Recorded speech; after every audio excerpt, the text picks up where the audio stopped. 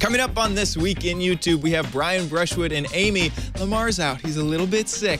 And we talk about the YouTube Capture app and a little bit of quick editing on the fly.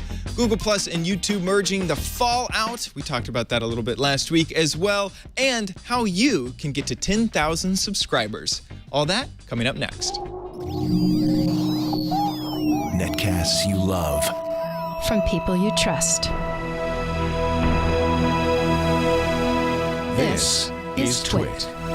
Bandwidth for This Week in YouTube is provided by Cashfly at CACHEFLY.com.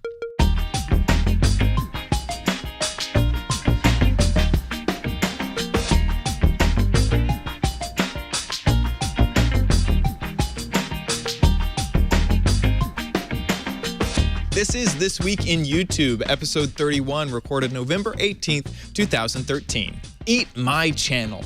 This episode of This Week in YouTube is brought to you by Squarespace, the all-in-one platform that is fast and easy to create your own professional website or online portfolio. For a free trial and 10% off, go to squarespace.com and use the offer code TWIYT11. And by Hulu Plus. Hulu Plus lets you binge on thousands of hit shows anytime, anywhere on your TV, PC, smartphone, or tablet. Visit huluplus.com/TWIYT to start your free 2-week trial. That's huluplus.com/TWIYT. Hey, and welcome to This Week in YouTube, the show that'll help you, the creator, keep up to date with all of the happenings on YouTube and a little bit beyond. I'm Chad Johnson, and this week, Lamar Wilson, he's actually sick. He is fighting some nasty bug, and he can't make it. But that is completely fine because we have a triumphant return from Amy. How are you doing? I'm awesome. Thanks for having me back. Absolutely. Thank you for joining on such short notice. And that's not all. We also have Brian Brushwood. How are you doing? Oh my God, this is so awesome to be on your show, Chad. At some point, we shouldn't say anything yet, but we should explain why this is an awesome twist in a little bit. We should. Well, let's just go ahead and do it now. This is kind of like a little bit of a teacher student becomes a master. Sure, the student becomes a master. Yeah, right. So I was Brian's stage manager and assistant for a year and a half while Brian toured all around America, and I would help him with one of his very popular products, Scam School, and I would help come up with ideas, and Brian would of course do them, and I would help out on set. And now you're joining the show. Yeah, no, it's amazing. In fact, one of the biggest episodes of Scam School, when we did the live South by Southwest, like you could see Chad pre-red hair in the background on stage helping out. He was actually the assistant volunteer on several of the episodes of Scam School. If you look back in the archives, I think the one called Confidence Man, you were amazingly qualified at learning the magic tricks, probably because you had already taught for a whole summer at Magic Camp. Right. But it's awesome to see how part of coming out to San Francisco to shoot Scam School episodes is what gave you the insight to the production process. It's also what put you in touch with the folks over at Twit so that when they were shorthanded and they need somebody who knew how to produce video, you were there. And of course, that's what led to you being talent on your own show on YouTube. How awesome is that? I know, it all comes around. It's kind of insane. And I would suggest go check out Scam School. It's super highly produced. Brian, on top of that, does a lot of stuff. And I would suggest just going to your Twitter account probably to find out everything that you do, because I mean, there's a long list of things that you work on. What are some of the things that you do? There's too much. Like, okay, so from when you think of your brand, what you should do is be exactly one thing. And so I'm an idiot who wants to be like, I never try to cross promote. Like, if you know me from Scam School, great, I'm the guy from Scam School. If you know me from my stage show, great, I'm the guy who shoves a tube up his nose, If you know me from Frame Rate, great, I'm the guy who argues about movies with Tom Merritt. And if you, and I guess the only other thing is what? NSFW every Tuesday night. And the Weird Things podcast. And the Skype echo call that I'm also I'm the Skype lady is what I masquerade as from time to time. It might be the most popular thing that you know Brian from. We have a lot to talk about, so let's go ahead and kick it off with a little bit of YouTube app news. YouTube has an app called YouTube Capture for iOS. It's not for Android yet, and it's added a little bit of extra functionality. I don't want to spend too much time on this, but I did want to go over a few of the things that you can cover in the app as a quick little walkthrough. The app is pretty simple. So you start off with just capturing video, and we can show it off right here for you. Yeah, I'm installing it right now. The moment you said it, I just logged into YouTube Capture app is what I searched for. Perfect. Yeah, there you go. And so it'll look like this, and it does some nice little tips. So if you do the horrible portrait mode, this overlay says, It starts yelling at you? Your camera to the side, please. Which that alone is worth the price of admission. Right? Isn't that the best thing ever? It's really simple. You just go ahead and hit the record button. This isn't new, but one thing that is new is that I'm going to take a few clips here just so that we have something to work with later on when we actually get into editing the quick video that we're doing. One thing that I did notice is that on the other camera, if you flip it back over, it's very zoomed in. I kind of have this Coke can, and you can see that even with the Coke can a fairly good distance, it's capturing like half of that can. It kind of took me back with just how close that it kind of crops. Also, now, what do you suppose the reason for that is? Is that a case where it wanted to get rid of some wide-angle lens, but it doesn't do that on the front view, though? The reason I think so is because it automatically has image stabilization turned on. So it's cropping out the edges so that it can do...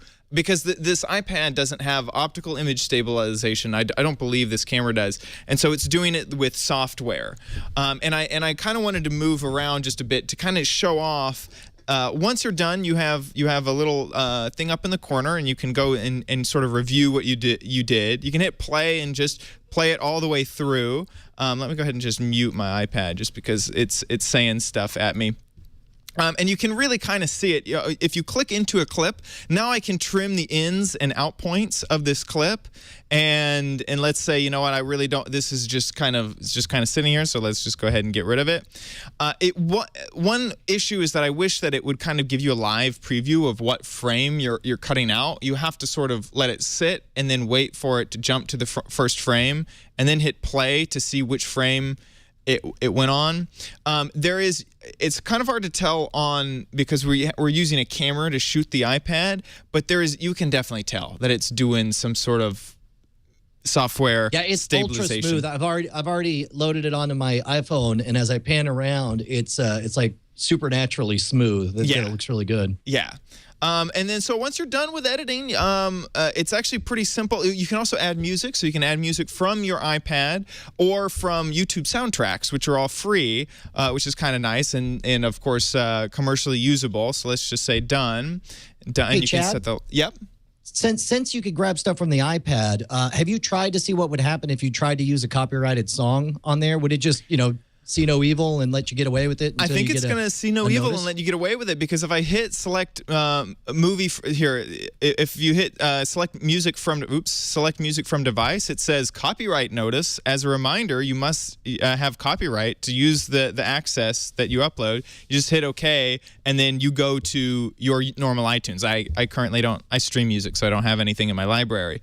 Sure, but that's their kind of getting off the hook, where they're all like, "Hey, bro, we warned you. We told you. Yeah, please boy. don't steal music." Right, exactly. Yeah. There are a little bit of limitations, obviously. Like when I'm editing the video, I can't disable the audio, which I have actually. Let me show you a video. So anyway, once you're done, you go ahead and click through. Then it's a pretty easy publish. You can set your privacy settings. You can share it to different networks. You can also add extra things like color correction, stabilization off, add the description in there, that sort of stuff. I actually went ahead and made a video and exported it already, and I already put it on YouTube as unlisted.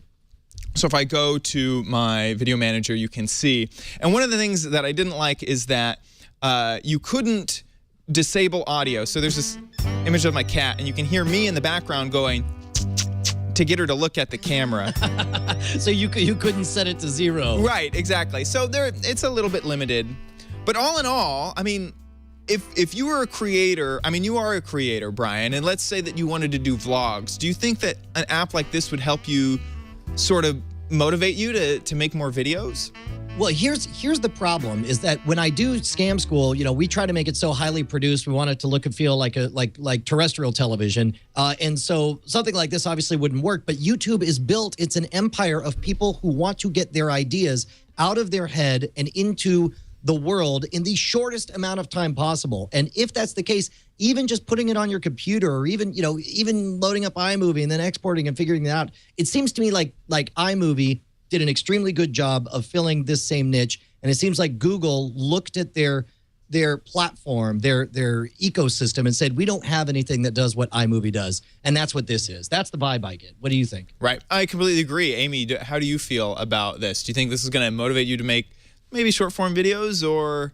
No, I definitely do update an iPhone channel. I call it that. A lot of YouTubers have what they designate as the iPhone channel, where the lazy channel. Letting people know, like, I'm not editing this. It's coming from my phone. I'm just letting you know what's up. But there are still times where it would have been like you get a phone call or something happens and the video cuts off, or something else happens and you want to clip it together. That before, if you wanted to upload it straight to YouTube, you could use the YouTube editor, but it's like, okay, this isn't as immediate as I'd like it to be because now I have to go into YouTube and edit it together. So I definitely see an advantage to this. Is it something I need often? No, because this video is usually pretty laid back and, like you said, lazy. But this is really convenient, and if you want to add some fun music behind something silly that you're seeing out and about, then that makes it more entertaining, I think. So there's definitely perks to this. There's no reason why YouTube shouldn't have an app that does stuff like this. Yeah. Hey, Amy, you mentioned that you had a separate channel for iPhone videos. Is that a common thing where it's like you don't want to put a crappy video out of brand on your main channel? I waited a long time to make that decision because to some extent, I have only so many subscribers and they all want to hear from me and they really don't care. I know that I care, but with YouTube coming out with playlists, it was easy for people to be like, I don't care about her iPhone videos, but be able to go to my channel and watch edited content, or the other way around if they would rather watch me out and about on my phone. But she's taking a moment to collect her thoughts. Absolutely. This is an important point she's about to make, Chad. Absolutely. Don't rush her on this. It's funny because there is two trains of thought. Is one, you put everything, well, there's multiple trains of thought, way more than just two, but the overarching ones are you put everything on one channel or you break everything out. And so Justine, like, she has like 4 different channels. She has ones for her lazy vlogs, for her gaming, for her normal videos. Which one do you think you're doing? You know what? Because what's weird is we started taking, Scam School every Wednesday night. We have a highly produced, edited episode that takes place in the field at an actual bar where we teach a bar scam or a trick. And that's what it is every Wednesday. But every so often, I'll offer some thoughts, some Q&A, some commentary. And of course, that's not Scam School. And if I were to release it as a Scam School episode, people are so trained to be like, I didn't learn any tricks. What is this crap? You're talking about your beliefs about what you should do. No. And so we kept it in the same channel. We called them Behind the Scam episodes. They're still produced in advance, but it's more of a back channel. It's a little more raw, but by labeling it something different under the same mega brand, you get away with it. Now, as far as like being able to do different things, like I could never get away. Now, both of those are related to scam-related bar, whatever content. If I wanted to say, like, here's a hilarious commentary on a viral video, there's no way I could get away with doing that, which I don't really have to worry about because I guess that's kind of what I've been doing with all the different shows. If I want to talk and sound smart. I'm so smart I can't even say the word smart. Sound Genius. smart about cinema. That's why we have Frame Rate. Or if we want to talk about the changing shape of media, that's why I get to show up on This Week in YouTube. So I think I've been doing that, but it never occurred to me to splinter off even further with another sub-channel. I guess as long as it's related to bar scams and cons, I'll always put it on the Scam School channel. But if it's related to my kids or we're making a Christmas card, that's definitely on my personal channel. Right. And I would say for you, you love this live streaming aspect. And I don't think a lot of YouTubers have really grasped that yet. Because I remember many times, you just go live on a Twitch or Justin TV channel, and you just start talking. And I feel like that fills your niche for you. Well, that was a skill that was developed. Now, understand, part of the reason that YouTube has become such a strong platform and that jump cut YouTube style emerged as its own thing was because anyone could take a moment and take 15 minutes to explain their thoughts and then go out and cut out every and and stumble, all the stuff that is less to do with what it is you want to say and more to do with how you're saying it. And that's why you got this condensed knowledge. You got this style that's all about don't waste my time. What's your point? Make me laugh. Go. And that's the strength of YouTube.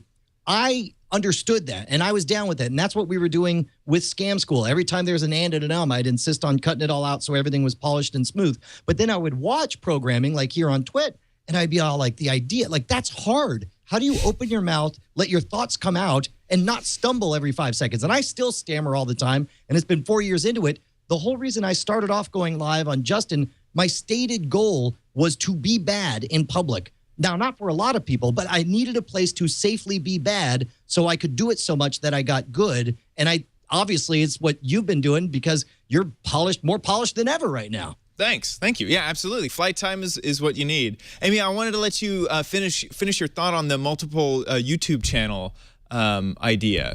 I'm really sorry I'm having technical difficulties today. But no, I think I pretty much finished my thought process. I think there's actually a lot more capability on YouTube to avoid doing that. But just at some point, you just want it all separate.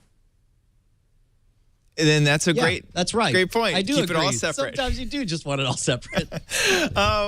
Now we've come to the point of the show where we thank our wonderful sponsor, Squarespace. You probably have a brand, something that you want to have people know about, and the best place to do that is on a place that you own and can control, and Squarespace is the easiest way to have that happen. If you have a blog, an online portfolio, something that you just want, a landing page. I mean, Squarespace has all of these things for you. It's constantly being improved with tons of new features. And the thing that I really like about Squarespace is that it is beautiful and easy to keep it looking beautiful. I've other products, you start off with a template and then you can't really edit it.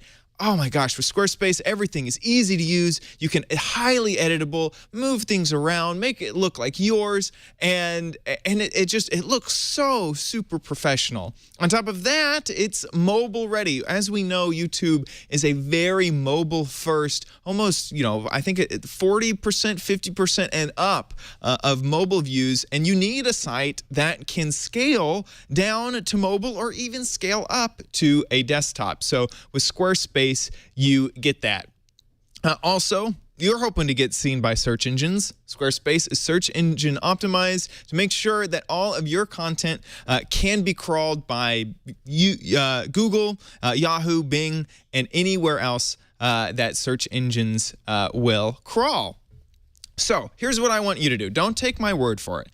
Head on over to squarespace.com. Try out their service. They're giving you a week for free to try Squarespace. No credit card required. Just start building a website. If after that time you decide that you want to actually buy it and keep going, TWIYT11 is the offer code you should use, and that will get you 10% off your account. So with Squarespace, you can use TWIYT11 to get 10% off. And we thank Squarespace for their support of This Week in YouTube. I think it's great for you. So the YouTube comments came. Last week's episode was basically all about the new integration with Google Plus and YouTube comments. And this week, there is still a little bit of news, basically the fallout from all of the comments. I remember the first few days that we still had the legacy comment system, so there was some weird stuff that you couldn't respond and you couldn't reply to things. I actually wanted to get Amy and Brian's feedback. How has the comments been treating you, Brian? Dude, first of all, just out of my curiosity, what was your and Lamar's take? In one sentence apiece, what did you guys think? I would say mine was features are coming and they're here, which we didn't have before. Get over it. Yeah. Lamar's take was he agreed we had iJustine on last week, and both their take was you can't do anything about it. It's here to stay. Get over it and learn it. Is basically how they felt. Yeah, and you know what? They are learning it because you'll notice that the way people, this is what blows my mind, is the way people are protesting the Google Plus integration is by using all the awesome new features that come with Google Plus integration in order to protest it. They're using ASCII art to make tanks. They're like, yeah, this is how much I hate it. Look at this, guy. It's pretty rad, huh? Right. And other people are like, this is how much I hate it. I'm going to take 5 paragraphs to explain it, which I couldn't do before. And then someone else is like, this is how much I hate it. Here's a link to another video, which I could never do before. Right. And it's like, it's amazing to me. That's what tells me this is all going to blow over. It's going to be fine.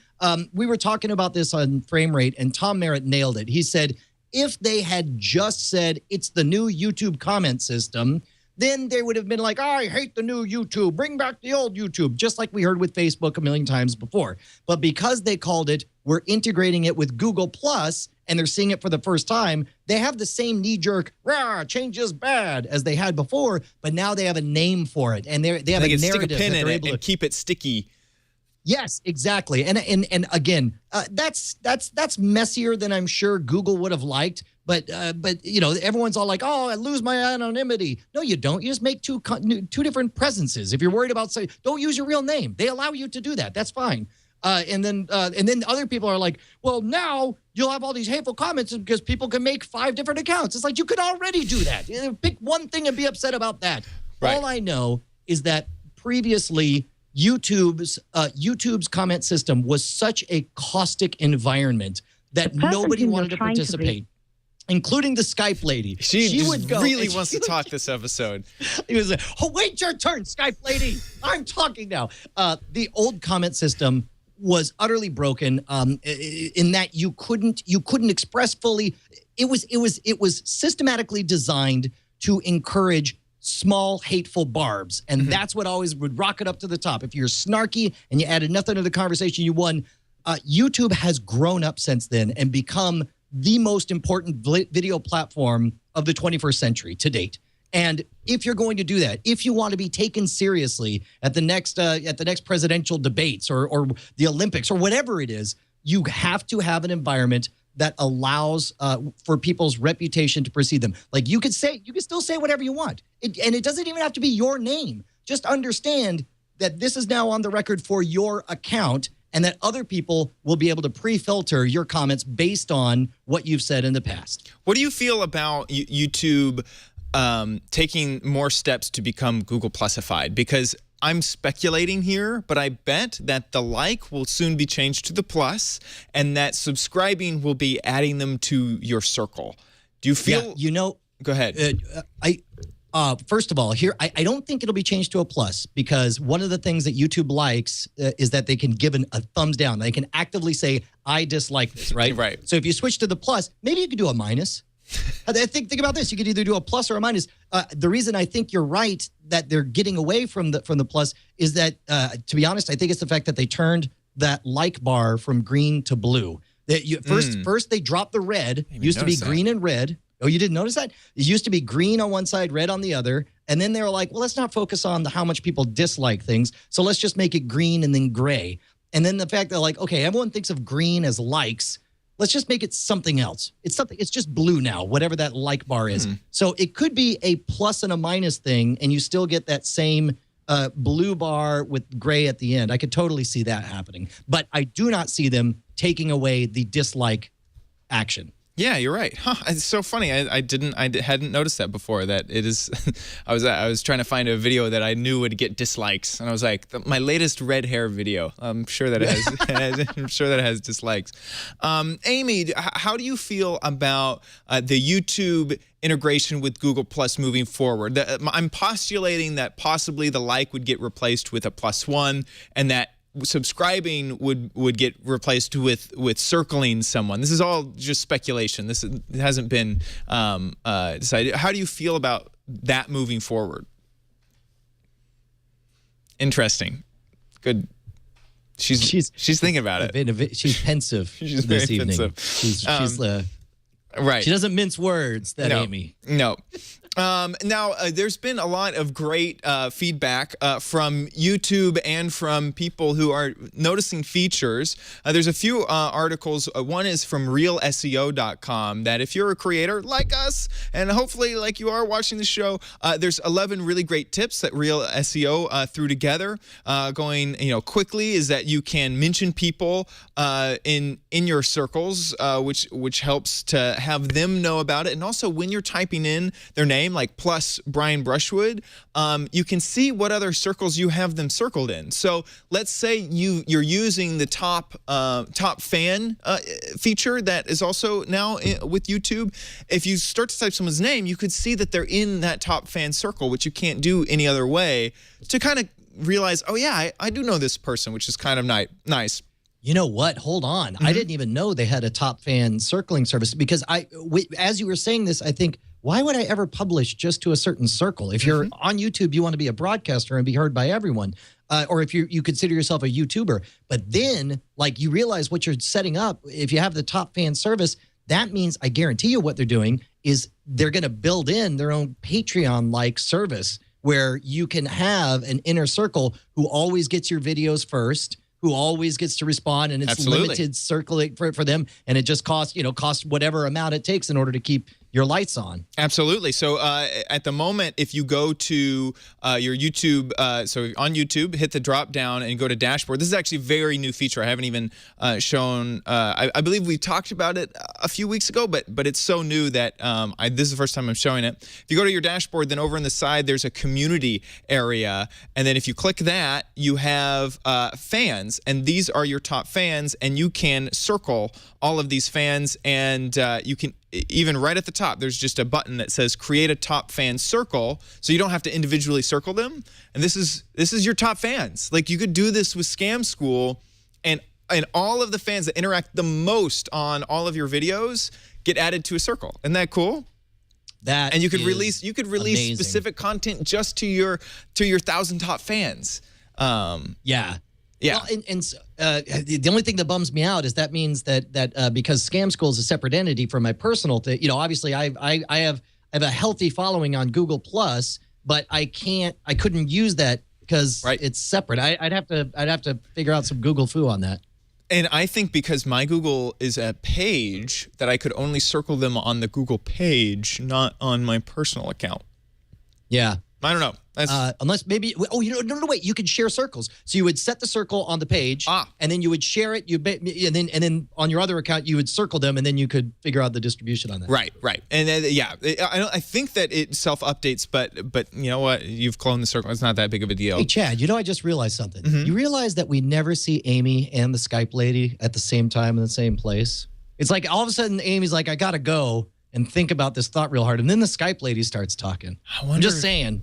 I wonder if Amy's the Skype lady. Just put that together. What? It's like super lady. Super Skype lady. I stole that idea from the chat room. That's great. It's great. We covered a lot of the other features, but I did want to mention a few more from this. You can edit your comments. I totally forgot about that feature. We didn't cover it last week. Of course, including links, and the fact that now it sort of uses a zeitgeist to figure out if someone in your circles has commented, you can bring that in. There's another great post by The Greatest Ever, which is youtube.com/The Greatest Ever, spelled with an 8. So have fun finding that. He mentions, he reposted from YouTube mentioning a lot of the issues. Basically, the whole YouTube team knows about the spam issues, about now that you can put in links, you could spam, unapproved links. And basically, YouTube knows that there's problems and that they're going to work on it.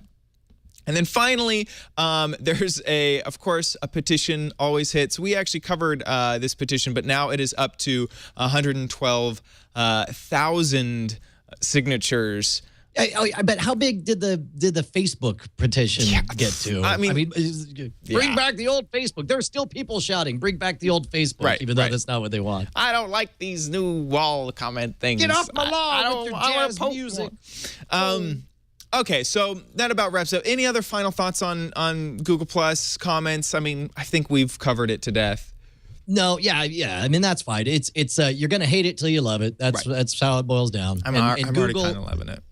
Yeah, I saw you had a problem with it earlier. You're like, I give up Google, and then now you're like, well, that wasn't comments. Nice. That was the page thing. That's another whole thing that I still don't know which is the best thing. I'm just passively aggressively going to comment on Google Plus. Right. Sure. Right. Last, I can say that from most of the people that I talked to about the Google Plus comments, their views have increased because of. When you comment, you automatically share it to Google Plus, so that's pretty good. Go ahead.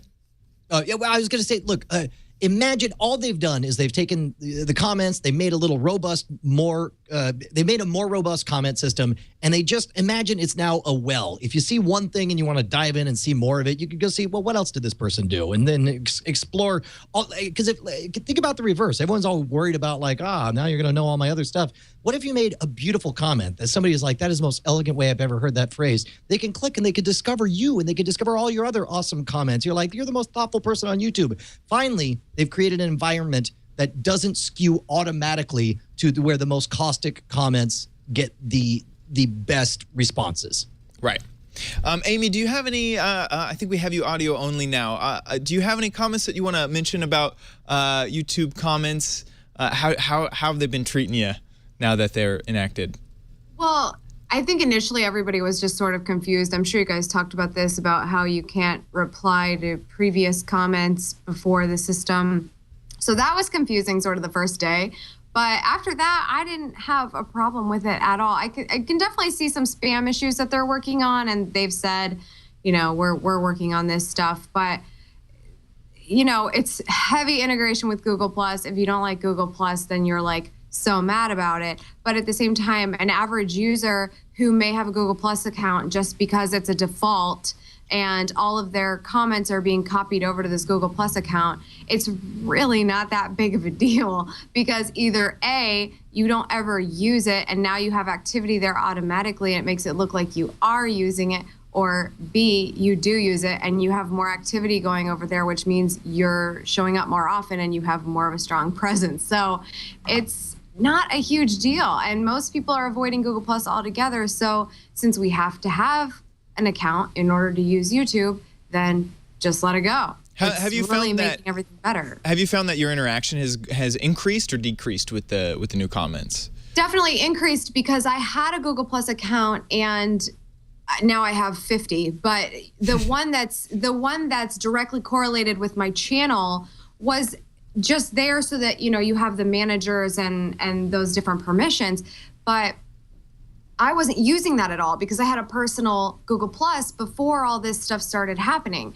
So the personal was where most of my activity was. But now that all of this stuff is copying over to the Google Plus account that is associated with this YouTube account, now I have even more interaction happening on that page. So it's made everything go up, and more people are following that Google Plus page because of the commenting activity that's happening. Very good, very good. Okay, so one thing that we have to cover. We don't normally, we started off when we started This Week in YouTube trying to cover a viral video every week, and now we only do it when something really catches our fancy, and this one has been everywhere. I know Brian's seen it because you also shared it. Amy, have you seen the Volvo trucks split? I think you have, because you liked it on... Oh, yes. Okay, so let's just go ahead and play a bit of it. One of my favorite things, this is with... Van, the fact that they use Enya in the background. It's like the best part of the whole thing. You hear? Yeah. So good. And also the fact that he literally says, "It's a body crafted to perfection. That my body is crafted to perfection, and a pair of legs." Turn it up. Physics. A pair of And a legs. mindset to master the most epic of splits. The most epic of splits. This is the most epic of splits. And you see these Volvo trucks, and they move apart while he's standing on the mirrors to 18-wheelers, which, I mean, Chad, how good are you at backing up a trailer? Oh, my God. Can you imagine being like the guy that's like, okay. And this is an ad to show off Volvo's steering control system on their semi-trucks. It says this is a setup to demonstrate the stability and precision of Volvo's dynamic steering. Yeah, I got to tell you, to be honest, it had the intended effect on me because, number one, you look at it and you think, okay, CGI it all to hell. Then it says, like, this is a demonstration of our steering technique. I'll tell you what, I'm like, all right, explain this, boys. And I typed it in, and I figured, okay, it's computer controlled. It's like Google driving cars. No, those are actual drivers. But then I actually watched the whole demonstration about how it does like equalization when it hits. Like I'm turning into an ad for Volvo. I had no idea. I hadn't followed through. Well, and so like when you hit potholes and stuff, instead of jiggling the handle, it handles all, so it stays totally straight. And a small move will make a big curve and so on. So you have two expert drivers, and you'll notice that they have these lines on the tarmac that they've done, these registration areas that they're supposed to hit. So like the real heroes of this, I mean, besides the guy who can split his legs around his head, is of course the drivers who are very carefully watching mirrors as they pull all the way back. I noticed that too. Like the magic part of my brain was like, these lines are here for a reason, and you can see that they hit it perfectly and then they stop. Even now, with lines, holy crap. Well, and also it should be said, there are two things that they did. He is wearing a harness for safety, which makes sense, duh. And they said that they put little planks of wood for him to stand on those rear view mirrors so that he could curve his things up, at least according to the Wall Street Journal article. Still, but I'd say pretty effective. I blew my mind. I've seen it everywhere. And Chad, how do you respond to the accusation from Beatmaster in the chat who says the drivers were doing nothing? JCVD pushed them apart with his perfect splits. Well, that steering control kept those guys together pretty well, I gotta say. Normally, they would have gone tumbling off to the side. Absolutely. Yeah, bumps and epic split action. I mean, you can't compete. Man, absolutely insane. Cool. Now it is time to thank our second sponsor for this episode, Hulu Plus. You know Hulu.com. They're the website that allows you to stream TVs and movies whenever you want. But what happens if you're not next to your computer and all you got is your iPad, phone, or maybe even a television lying around in that living room you have? Well, here comes Hulu Plus to save the day. Hulu Plus is an app, and it's for iPad and for Android here. That allows you to view all of those awesome TV shows, but on a mobile device. So here we got Catching Fire, which is opening this week. Tons and tons of movies and TV shows. You can dig down into kids. There's even some ad-free selections in here for specific movies and kids content. I'm excited because I can catch up on shows like Lost, Doctor Who, Community, and Star Trek, and it has every episode on those types of shows. You can also check out exclusive content on Hulu Originals, like Behind the Mask, which is Hulu's new docu-series that takes you inside the world of sports mascots, which is kind of cool. And all of this only cost $7.99 a month, so you could easily binge on whatever content you want, catching up on your current shows and catching all of those episodes. So when you are out on the road and you need to watch something anywhere, via from your phone, tablet, or TV, remember Hulu Plus. Right now, I can give you 2 free weeks of Hulu Plus if you go to huluplus.com/NetCast. huluplus.com/TWIYT. That's a special offer for only our listeners. You get an extra week for free. So make sure you use huluplus.com/TWIYT to get that extended free trial if you want to check it out. And you know what? We all love TV. Well, every once in a while, it's just like candy. So absolutely head over to huluplus.com/TWIYT, and we thank them for sponsoring this week's episode. So now, normally this is the tip portion of the show where we get a tip from either our guests or from us, and it's been a while since I've updated people on my goal. Brian, you actually were the one who taught me about goal setting. Yeah. And Dude, I remember we were in the backwoods of New Hampshire, and I started challenging you to ask, and you started spouting off crazy stuff like, I want to host my own show in a fancy studio and be famous on YouTube. I literally said back then that I wanted 3 things. I wanted to host my own podcast, I wanted a YouTube thing, and there was one other. I wanted something else. I forget what it was. $1 billion. Way to set that goal. Yeah, right. I forgot. I didn't write it down, so I don't have it. What a great goal. Right. And some of the things, and we covered this earlier, is write it down, make sure you have a deadline and all this stuff. So I'm not sure if Brian knows, but my goal is to reach 10,000 subscribers by the end of 2013. And so I wanted to mention the strategies that I've been doing since the weeks that I brought it up. Can I guess? Can I guess? Yeah. You go around to everyone else's channel saying, hey, check out my channel. I'm awesome. I haven't done that strategy yet. Has that worked for you, Brian?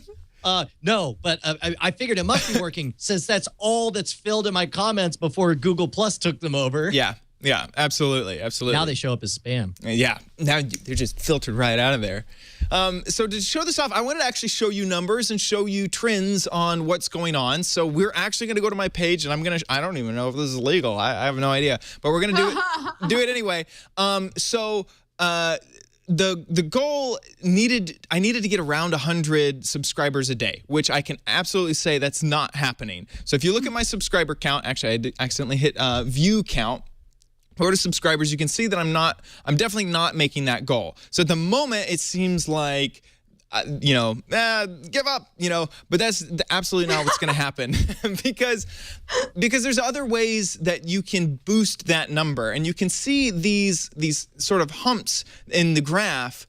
That was for Minecon. So I found out that my Minecon videos were really good as far as traction, which was something that kind of broke my channel out, and that I got someone else onto my channel, which brought in extra views. So that's a tip that I would suggest is, we all know it, collaboration videos, doing them in practice is really hard, which I found out. And using also just YouTube's built-in stuff, you can see which videos are getting the most traction. This one was shared via Reddit, so I know that's something that I might want to focus on. Basically, all of these inputs are helping you decide where to focus your channel on. And I wanted to kind of run through this because every channel is going to be different. Everyone's channel is going to have a different strategy that you're going to need to use. So you can kind of see where I'm working through my strategy and moving forward is maybe, this one was shared on Reddit. That was where it got most of its views. So maybe I need to focus on making content that's a little bit more tailored to Reddit if they're already gravitating to my content. This is what I like about this, Chad, is that you are not falling into the trap that I think a lot of young YouTubers do, which is all they want to do is feel good about the number of views they got. They want to sit there and be like, that's right, over 1,000 views. And then, of course, 600 of them were themselves. Right. You can trick yourself into feeling very good, but that won't get you closer to your goal. And you nailed it. The subscriber count is a proxy for the value of your brand as an entertainer and as a thought leader, or whatever made-up words we're using nowadays. The fact that you're focused on, okay, what can I do to drive that momentum, and that you're evaluating what works and what doesn't. Also, some people fall into the trap like, okay, now I have my 2,000 subscribers, I'll just cater to them. You want to keep your show approachable, which is why you want to try to manufacture something that Reddit is going to like, and that you can use as an audition tape to see if they're going to subscribe to you later on. Absolutely. And I want to focus on that audition tape because what I wanted to combat in this conversation is that Obviously, I'm not hitting that goal of getting 100 subscribers a day, which is what I need to do to get to 10,000. So the only way that I could possibly reach my goal at this point is to have a few breakout hits, is to have something where in a single day I get 3,000 subscribers, or in a single day something big happens. And I'm worried that by saying that, a lot of people, and including myself, might say, well, then the stuff that I'm doing day to day, that doesn't matter. I should not focus on that, and I should focus only on those breakout hits.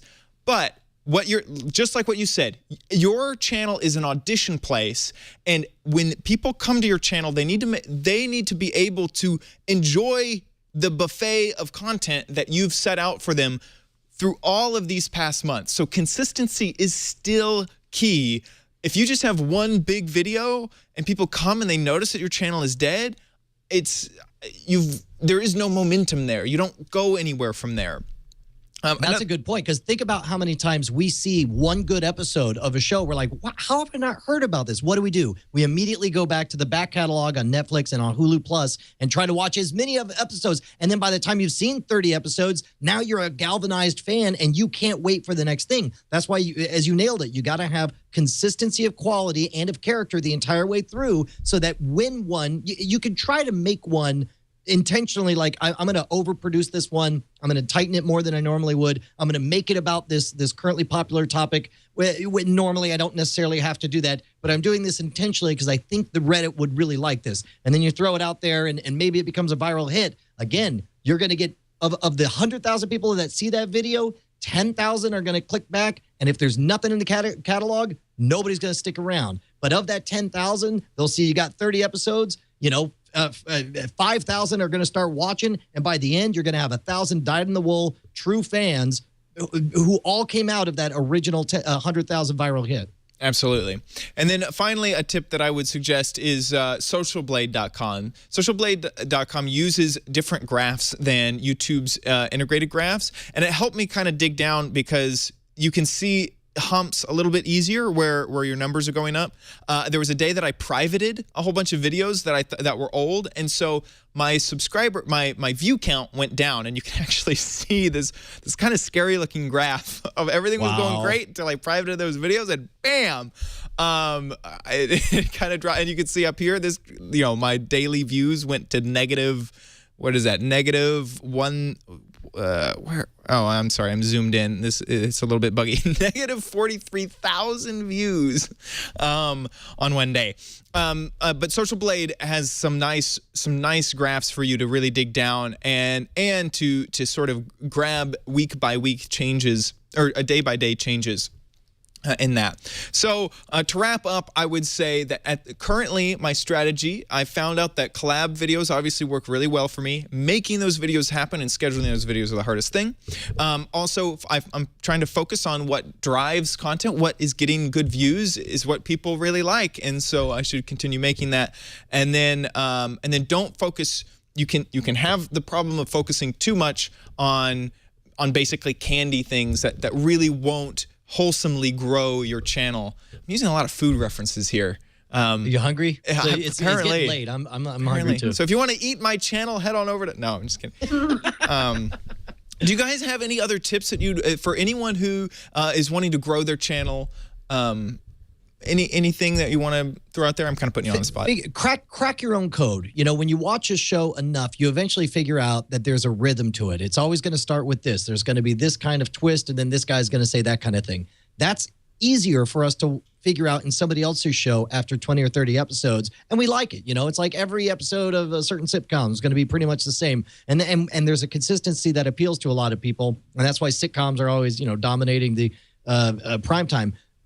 Figure out what it is about your videos that are your keystones. It took me 120, 160, 100, 200 episodes of Scam School before I figured out that, my brand is yelling all the time, and getting crazy. And it's difficult to, I go back and I watch, if you look at the difference between, the first episode, like, hi guys, welcome to Scam School. It's a show about, I guess, magic. And then you flash forward 300 episodes. It's like, you were not prepared for this week's amazing challenge. It's Yeah, figure it out. Crack your own code and then be that character and be that thing. That's my advice. Absolutely. Absolutely. Amy, do you have anything to add? Yeah, I mean, I just think this is the most amazing timing ever. Tomorrow, I'm going to be posting my Savvy Tuesday episode. It's my 200th episode of the Triple S. And I'm using it as sort of an opportunity to use my channel as a case study. I've only had this consistency, structure type of 3 videos a week situation for about 8 months now. And 8 months ago was my 100th video. So it's really interesting to look at the analytics and see how far my channel has come, leaps and bounds in both views and subscribership, which aren't the end all be all. But as long as, like you guys were saying, the subscribership is moving forward with the views. We're not depending on viral videos here. That's not how you build a brand on YouTube. But by having a presence that people are excited about once they've stumbled upon you, it makes them want to continue to follow you. And I'm going to be able to kind of prove those results that I've had in my video tomorrow. So there's no doubt about it. Consistency is key. And, you know, when you do plan on doing something, if you want to step up your game and do something that's, you know, you might be thinking of it as a viral video, but you're really hoping that it's going to go a little bit further than what you would typically do. Consistency doesn't just mean your schedule. It has a lot to do with what people can expect overall. And I think people forget that. So make sure that whatever that video is that you're working on, it's something that people can continue to expect from you. Maybe not every single time, but like we go back and watch old episodes of stuff, they want to be able to go back and watch old content that's in a similar realm. So just keep that in mind. And I think anybody will see leaps and bounds of growth by doing that. I cannot wait because this is exactly what I've been wanting to know. And so everyone head on over to Savvy Sexy Social to make sure that you get all of Amy's future videos, because you're a creator, we're a creator. She talks exactly our language. So go and check it out. Brian, what have you been up to in the past? I mean, you have so much content that it might even be hard for you to talk about. But in this past week, anything that you want to point people to? Well, the biggest thing we did is, as people know, last year I launched a site called scamstuff.com. We call it gear for the modern rogue. The idea is everything from like James Bond gear to magic trick stuff. If you want to be the most interesting person with the most badass stuff on you at the bar, head on over to scamstuff.com. We just did a giant 2-day sale, but most of the stuff is no longer available. We sold out of just about everything, but we got a few sweet things like the Scam School book plus 3 trick decks for only $29. You could do that as a gift. And also, if you take a look, if you pan down at the Rogue's Flask, that's an 8-ounce flask with a built-in shot glass to it with symbols that are the answers. They're cheat sheets for 23 different Scam School effects. And just one by itself is a great gift. But if you got like 3 friends, you want to save a bunch of money, you could buy like 3 of them at a time and get a big discount. They're pretty cool. I got one for, in fact, I discovered it when I'll tell you the story later. Anyway, it's cool. Awesome. And especially if you're shopping for a guy for Christmas, they can be sometimes the most, especially someone who has all the gadgets you've ever had. There's some really cool stuff at scamstuff.com. I'm probably going to ask for the lace escape tool because that thing's cool. It's a handcuff key that clamps to the end of your shoelace, and you just put it on there. You cover it up with this little aglet, and then when you get kidnapped by ninjas, you just like, waha, take that, jerks. I don't even think you need to cover it up with the little thing. Like, who would ever look at your shoelace for a key? Right. It's always on you. You could get arrested at any point and then escape. It's the best thing ever. So yeah, scamstuff.com. This last week, my channel, I've been trying to ramp up the video production to 1 video a day, and I think this week is the first week that I'll actually be able to pull that off. In the meantime, on my Minecraft server, I've put out 2 episodes, and they're both actually very, very good. I've switched up the edit style of this, where basically I record for 2 to 3 hours and then edit it down to, this is 27 minutes and 36 minutes, so that I I can do a lot, but also not keep the episode very long. I interviewed my improv teacher. I've been taking an improv class, and I went to talk to her about what it's like to do improv for a living. And so that was my vlog with little waffles in the background. And I got an awesome chance to play the Hunger Games with some actually huge Minecraft YouTubers. And that just went up 5 hours ago. It's called Hunger Games, and Seth Bling, Beepbop Box, Pause on Pause, Good Badge, a whole bunch of people joined me for that game, and Aurelian, and that was a lot of fun. So I've been up to a lot this past week, so please go check out youtube.com/OMGChad. Of course, you can catch us live every Monday at around 5 p.m. Pacific at live.twit.tv. If you want to subscribe to our show, head on over to youtube.com/TWIYT. You can see Lamar. Hopefully, he'll be back next week after he's recovered from the plague or whatever he has this week, and to keep up to date on all of the YouTube goodness, and of course you can subscribe in iTunes or any place that finer podcasts are aggregated. That about wraps it up. Thanks for watching. See you next time. Bye.